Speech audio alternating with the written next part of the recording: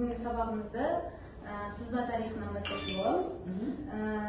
Біздің бүгінгі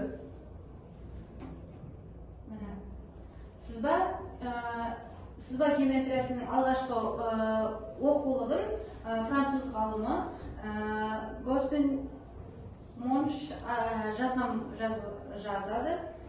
Және де Қазақстан бойынша четверухин кескіндеудің позициялық толығы және методикалық анықтамаларына еңбегіне үлес қосады. Және де сызба және сызбаның анықтамасын білетін жандар болса, оқушылар, студенттер айтып өтсеңіздер, кім біледі? Міне айта кетейін, сызба дегеніміз сызу пәні сызбаның ықшам сызба графикті сызудың әдісі немесе ережесін анықтап белгілейтін қолданбалы техникалық пән болып табылады. Ал сызба бұл бұйымды жасап шығару немесе құрастыру үшін керекті ақпараттар түгелдей келтірілген құрылымдық құжат болып табылады. Енді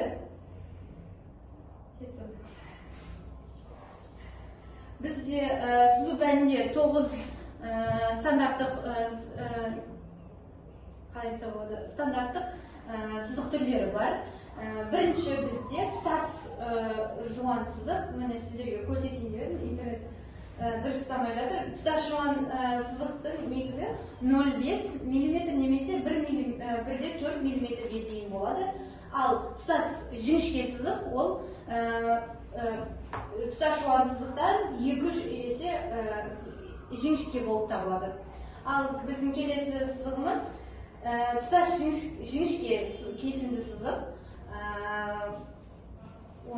Төртінші тұтас ирек сызық болып табылады. Оны заттың бөлінген детальдарын көрсетеміз.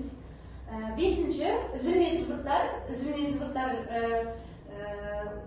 заттың ортасын, стандарт несін көрсетуге арналған сызық. Ол 2 мм-ден 8 мм-ге дейін болады. Ал 6-шы сызығымыз жіңішке нүктелі үзілме сызық. Бұны да ортасын көрсетуге қолданамыз.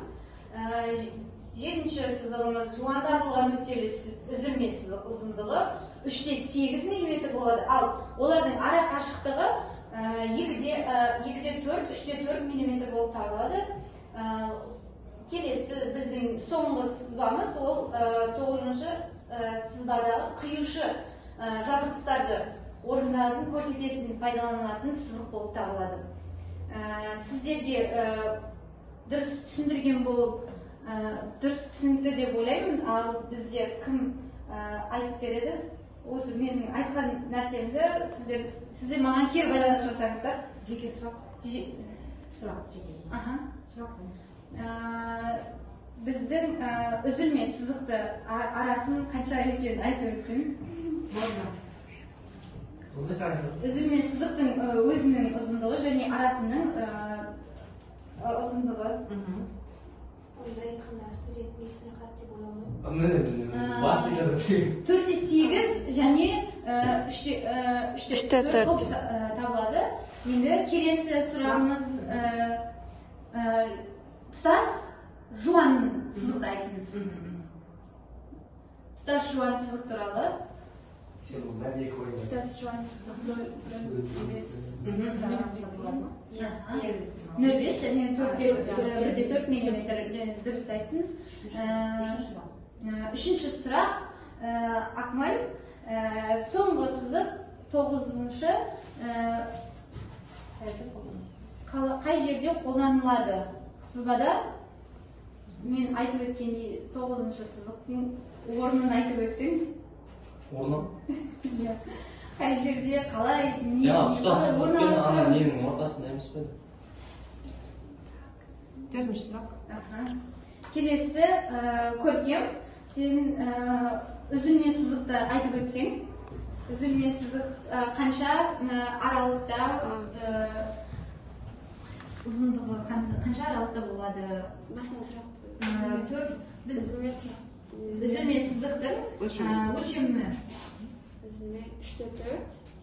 Бағанағы 4 Өзім айта кетейін, 2 миллиметрден 8 миллиметрге дейін болады. Енді Севара, сен айтшы, үшінші сызығымыз тұтас жіңішке кесінді сызықты туралы айтып өтсем. Ол тұтас жуан сызықтан 2 есе жіңішке болады. 2-3 есе жіңішке болады. Дұрыс, молодец. Сіздермен бағалаймыз. Енді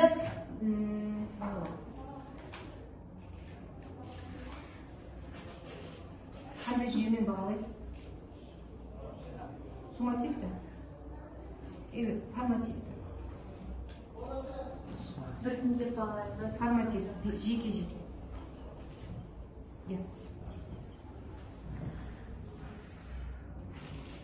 Уақыт Можно стоп қойып? Уақыт нақты, тез. Сценарий. Ойын. Валентин? Жұлдызай, сізге бүгін теорияға жақсы тыңдағаныңыз үшін, бірақ сұрақ жауап бермедіңіз. Ендіде дайындалып келіңіз. Сізге 4 көтерме бағамен бүгін қоятын боламын. Келесі. Ендіде дайындалып келіңіз, жақсылап. Бауыржан, сізге баға қоймай тұрайын. Өйткені сіз ешқандай сұраққа жауап бермедіңіз. Бірақ сізге бүгін кешірімді түрде қазірше қоймай тұрам, ендігіде жақсылап дайындалып келіңіз. Акмал, жартылай дұрыс айттың, 4-ке бағалай. Негізінде ендігіде барлық сызба түрлерін жаттап келуді ұсынамын. Севара, саған сұрақ қойдым, бірақ мен маржинді жауап ала алмадым. Қазірше 4 минус болып тұрсыз. Ендіге жақсылап дайындалып келіңіз. Береке өте активна қатысты. Барлық сұрақтарға жауап берді. Сам молодец. 5 деген баға қоямын. Назеркені мен 4 деген баға қоямын. Ендігіде жақсылап дайындалып кел. Көркем, сен де дұрыс жауап бердің. Саған кішкене 5-ке жетпей тұрсың. Бірақ 4 деген баға қоям, ендігіде жақсылап дайындалып кел. Сонымен сабағымызды аяқтаймыз. Сіздерге үй тапсырмасы, сызба жұмыстарын жаттап, жазып, және соған қатысты бір мысал түрде бір еске сызып келесіздер. Сіздерге назарларыңызға рахмет, сау болыңыздар.